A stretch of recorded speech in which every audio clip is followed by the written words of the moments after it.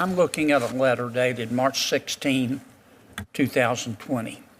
It's a letter to Governor Lamont in Connecticut.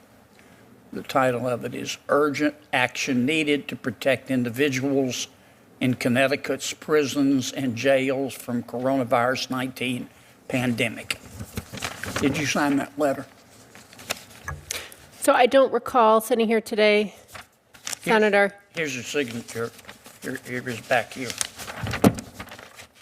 Why didn't you turn this over to us when you were asked to submit documents?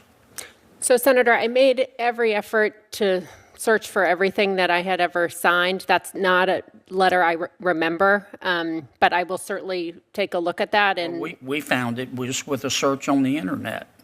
So I apologize, Senator. I apologize. In your letter to the governor, here's what you say. As they stand, prisons and jails are detrimental to public health and human rights and disproportionately harm marginalized communities, including Black, Brown, Indigenous, and other communities of color, immigrants, people with mental illness, people with disabilities, people in the LGBTQ plus community, people who use drugs, people engaged in sex work and street economies, and people experiencing houselessness and poverty. So if you believe that about our prisons, how are you going to ever send somebody to prison? So, Senator, I will need to take a look at that letter, and I apologize that that's not something I found to hand to this committee. You're not denying you said that. I do need to see the letter to see the context, because again, it's not something I remember adding my name to. Yeah. I can assure you, right. Senator. And you also say, first, you call on Governor Lamont to release everybody in jail. Is that right? Because of the coronavirus?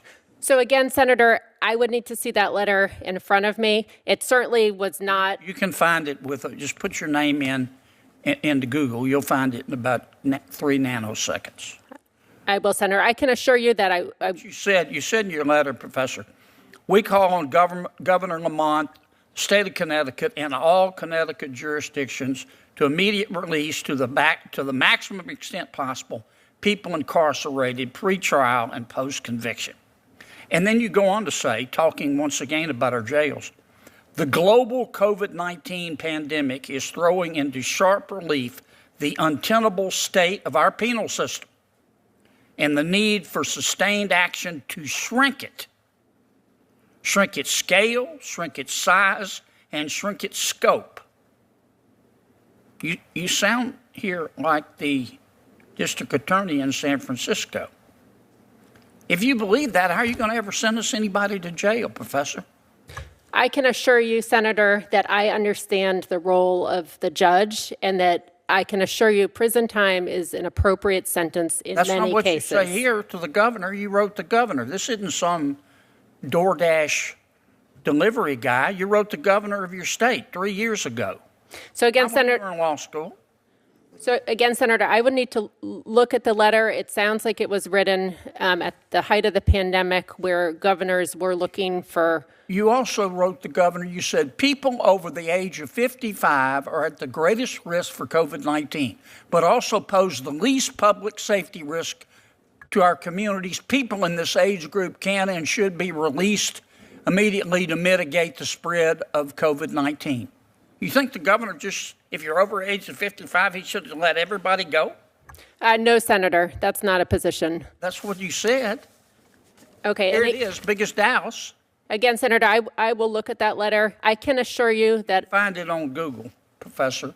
You also say Governor Lamont should issue an executive order to direct the state's attorney offices and law enforcement entities, including the town and city police departments, and any federal law enforcement entity operating within the state, to immediately cease adding to the incarcerated prison population given the high risk of infection posed by the population increase. You asked the governors to tell every law enforcement official in the state to stop arresting people and putting them in jail, didn't you? So again, Senator, I have to look at that letter. I do think there were modifications that the governors were making around the country to respond to the pandemic. You also had an opinion in your letter about, can I have another 30 seconds, Mr. You had an opinion in your letter about immigration.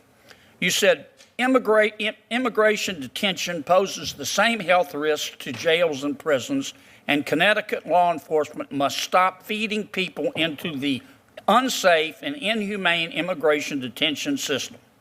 Then you say, Governor Lamont should release all individuals currently in state custody who are awaiting transfer to ICE custody, and the governor should declare a moratorium on all such future transfers.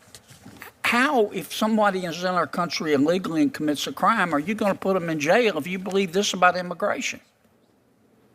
Senator, I can assure you, were I so fortunate to be confirmed, I would treat crimes seriously. That's not what this letter says, Professor, and it was 3 years ago. It wasn't when you were in law school, and you didn't turn it over to us. We had to find it on our own.